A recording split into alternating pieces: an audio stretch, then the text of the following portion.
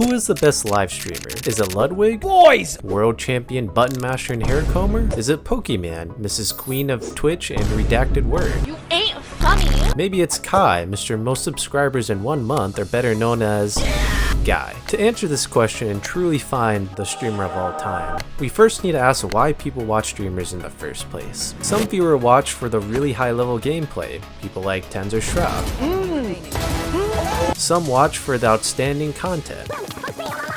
And some watch for their lovely personality. Get this shit off me! But which one of these traits are more valuable? Do they need to be super specialized in one of these traits, or is it better to be a jack of all trades? Today, I'll break down into 5 categories what it means to be a great streamer, with scores of 1 through 10, 1 being your dog water, 10 being you're the chosen messiah, and then I'll add up all the points together and see who's the best among all of them. But first, how do we define what makes a good streamer? You can obviously look at stats like who has the highest view count, who have the most subscribers, but that doesn't really show the whole picture. How do streamers even get to that point in the first place? 1. Relatability. How relatable is a streamer to the viewer? Do they show their emotions or struggles, or do they keep their viewers in the dark?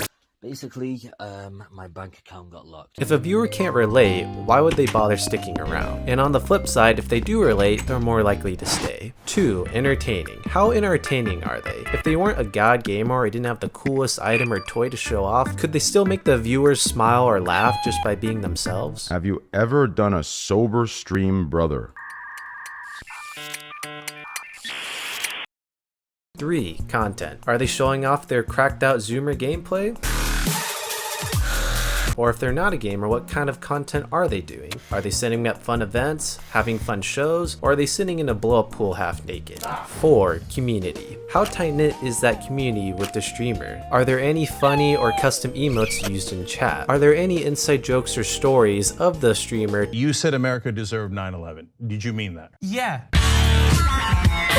And 5. Live frequency. How often is a streamer live? If they aren't live, then none of the previous categories matter, because unlike people who post videos, who can watch the video at any time, a streamer can only be watched while they're live. So starting off at the bottom of the list, we have Adin Ross. Smile if you like dick. Adin Ross is pretty relatable if you're a middle schooler who just learned of the Sigma male grind set. He did have a short arc with Andrew Tate when he tried to better himself and become more healthy, but then he just blew it off and smoked a bunch of heroin.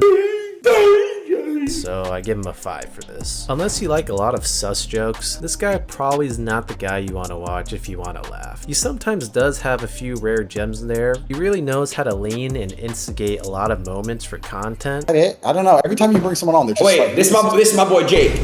So I'll give him a 3 for this. For content, he'll pretty much only gamble. He sometimes brings on celebrity guests, which pretty much carries content. So for this, I'll give him a 5. Adin Ross probably has the most toxic community on any live streaming platform. And since he's on Kick, which doesn't have any moderation, the chat kind of goes haywire. Like literally, I pulled up an Adin Ross stream about 2 seconds ago and I saw this in chat. 1.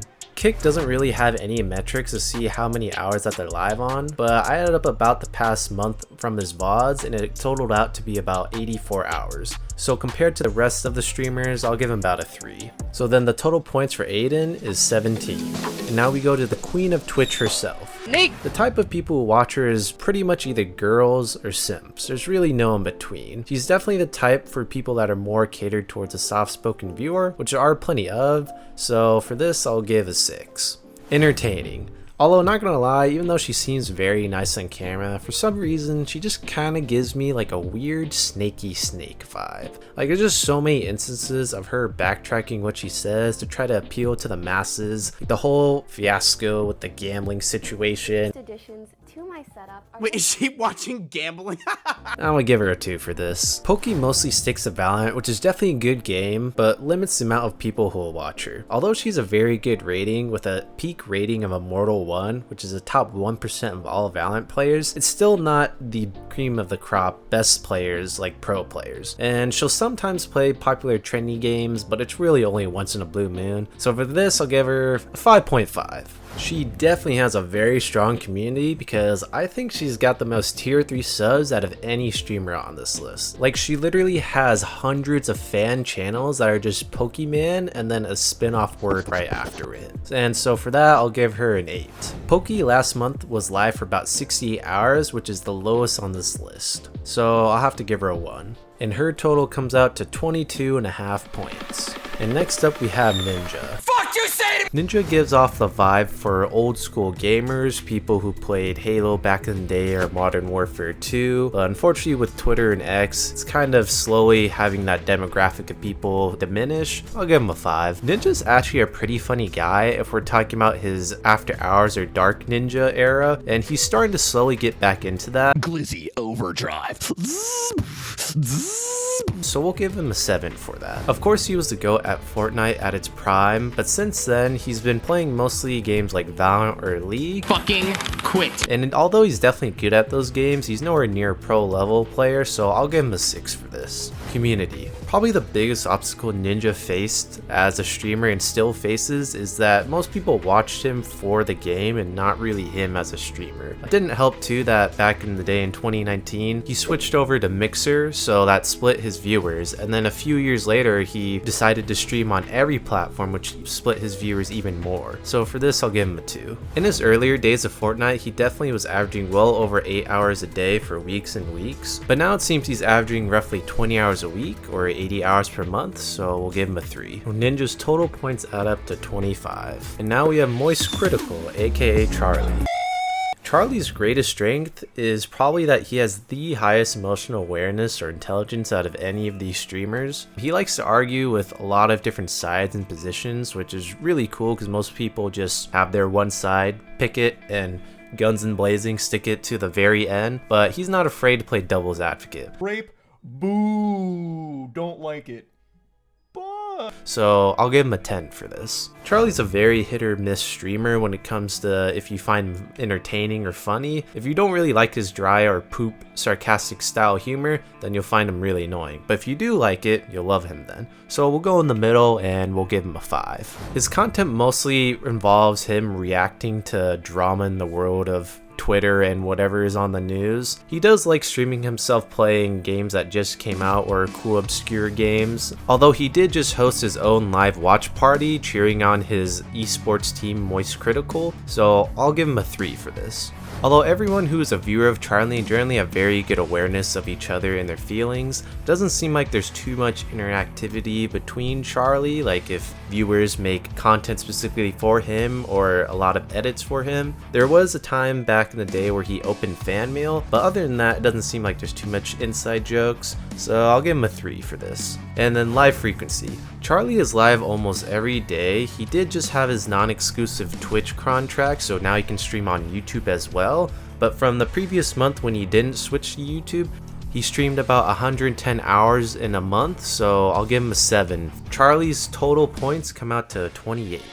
And now we have Hassan Abi. America deserved 9/11. Hassan's mostly known for politics that lean towards the more liberal socialist sides, and although everyone kind of gives him crap about how proud he is the socialist, but yet also at the same time owns a literal mansion, just to be fair is pretty funny. I've seen in some pretty cool interviews like Money Man Coffee, he does really show that he cares about the community and that people really need a basic need of living standards, and he cares about the homeless, which I find respectable, so I'll give him a 7. Although I bet Hassan is funny to certain people, I don't think I've seen a single clip of Hassan where it's like makes me go wow, or I'm like laughing. And he's kind of similar to Pokey in the sense of he's kind of a backtracking Andy a lot of the times. For this, I'll have to give him a 2. So content. Hassan, he mostly sticks to React content like pretty much all the time. But hey, he at least makes a 10-minute video into a 2-hour lecture, so that's pretty cool. So I'll give him 3. Hassan's community is actually pretty close. They have a decent amount of customizable emotes such as his Kek-L and whatever his Kami flag one is. His editors in the past have made some really cool content and edits for Hassan, which is really neat, so it gives the community more depth. So I'll give him a 7. I didn't realize, but this guy's almost a GOAT when it comes to how often going live. In 2020, he only missed 5 days of the entire year. And in the past month, he streamed over 180 hours, which is like double of what everyone on this list has been doing. So I'll give him a 10 out of 10. So Hassan's total points add up to 30. And now we have Ludwig. Boys! So Ludwig's a pretty relatable person. He caters himself more towards a group of people who are put together but still have their inner theater band kid aspects of themselves. For the most part, he seems like a very humble, down-to-earth guy, and he proudly talks about his Crocs in 1997 Japanese truck. Ludwig did have a background of trying to make people laugh, with him being part of a comedy club back in his college days, and although he does have a lot of shining moments with making the crowd laugh and having good sarcasm and wit, it does come with a good amount of cringe. So I'll have to put him at a 6. But content-wise, he's a 10 out of 10. There's really no one else in the industry other than people like Abai making super grand live events, stuff such as Mogul Money, Chess Boxing, or recently The World's Greatest Gamer. And even on his more lax days, he still puts together cool, fun, small events like Bro vs Pro and other random fun challenges. So 10 out of 10. Ludwig's community is pretty tight-knit. He has a lot of classic custom emotes like 07 or Scamwig. He likes occasionally to do segments where he interacts with his fans on stream and then challenge them in a series of different mini games. Although I will have to dock him because the switch over to YouTube from Twitch back in 2021 had it so typing in emotes is generally a little bit harder, and also you literally said he isn't your friend, so I'll still give him an 8. And then live frequency. In the early days, he generally did stream a large amount of hours, but ever since then, since he had the YouTube contract, he's definitely dialed back. There's no real stats, but I saw on a Reddit post that he approximately has to do about 90 hours a month. I could be completely wrong, but if it's according to 90 hours compared to the rest of the field, we'll give him a 3. So then Ludwig's total points are 35. And now we're at our top 3. Our third now will be IShowSpeed. Although he puts a very over-the-top character, he does have a lot of more intimate and emotional moments. I think I saw a clip once of him passing by a homeless dog and having him hand over like glizzies or something. And his viewer base is always growing because it's mostly for the Zoomers, so I'll give him an 8. Speed is definitely entertaining. He just knows how to like grab your attention and farm clips left and right. Like it seems like there's a I show something every month. Like his whole gig at the beginning was he would literally just bark at anyone or anything annoying. And his content actually has lots of variety. Almost every stream there's a different theme or idea that goes into every stream. He does a lot of IRL content and recently was a part of the Sidemen charity soccer match, or sorry, football. For this, I'll have to give him a 9. His chat pretty much consists of just a wall of L's and W's, and I don't think he has any custom emotes in there, but he does receive a lot of cool fan art and pictures from his Discord. Yo, bro, why the fuck do you got me on it? Officially bald. That's not too bad, so I'll give him a 6. And then his live frequency, again, YouTube doesn't really have metrics to see how much they stream, but I add up from the past month and he had about 40 hours, which is the lowest on this list, so I have to give him a 1. And so speed score comes out to 36. And coming at number 2, we have Kai. Now Kai's one of the few people who really knows how to get along with almost everyone that he comes along with. People such as recently Ray, who just a random viewer he met on stream, and he came down from Japan to the US just to hang out with him for a few weeks. So I give him a 9 for this. For being entertaining, Kai is also one of the few people that you just put a camera on him and he's gonna have some kind of viral clip, whether of him just being loud or yelling, or whether him just making a funny joke. There's a lot of things about him that make him quite the personality entertainer. Kai's also created a lot of fun events such as his blind dates ideas, or he'll sometimes bring in guest celebrities. Even one time he brought in the guy with the tattoo, Babyface Blue, and literally sometimes he just blows up his own stream. So I give him a 9 for this. And then community, although this was originally higher, he had the New York incident, which is basically he was going to do a giveaway for some PS5s, games, game systems, but he sent a location for all his fans to meet up. But then it ended up turning into a kind of a small riot, honestly, and the New York police had to get involved. So that wasn't that good for him. And then he also has his chat's mostly a lot of W's and L's as well, but he's getting a little more emotes in there, so for his community I'll give him a 3. And then live frequency, although Kai did have a subathon back in February of this year, streaming every single hour of the month, after that he's mostly chilled, and I add up all the hours and he streamed about 152 hours for this, so relative to others I give him a 7. And so then if we add up all those total points, I'll have to give him 38 points. And then at number 1, the big guy. Although XQC is a mumbling goblin, he isn't afraid to make fun of himself for the sake of entertainment for his viewers or a funny joke. And most of the time people have a really good laugh at that, because who wouldn't like to make fun of or laugh at a goblin, you know? So from this he also makes a lot of funny and viral clips.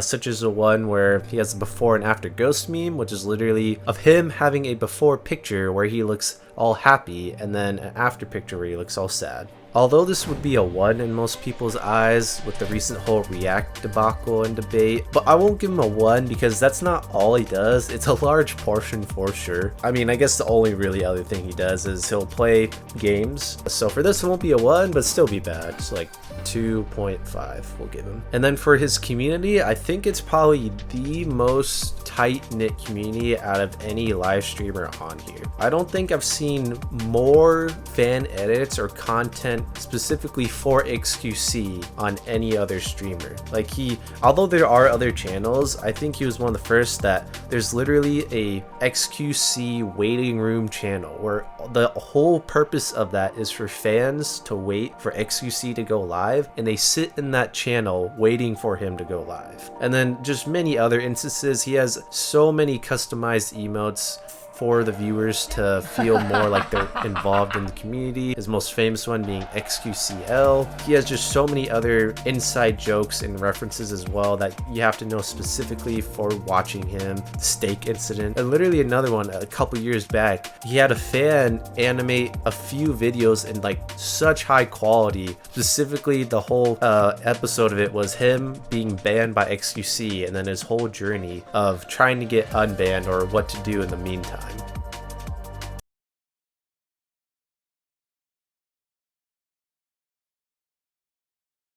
This is a 10 from me. And then live frequency, I'll have to give a 10 because there's not really any other streamer who does such long hours consistently day after day after day.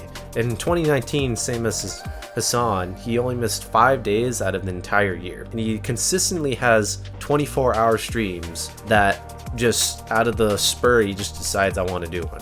So this is a 10 out of 10. So then if we add all these up, he gets a 40.5, having him have the highest points out of everyone, which makes him the king of live streaming. Really?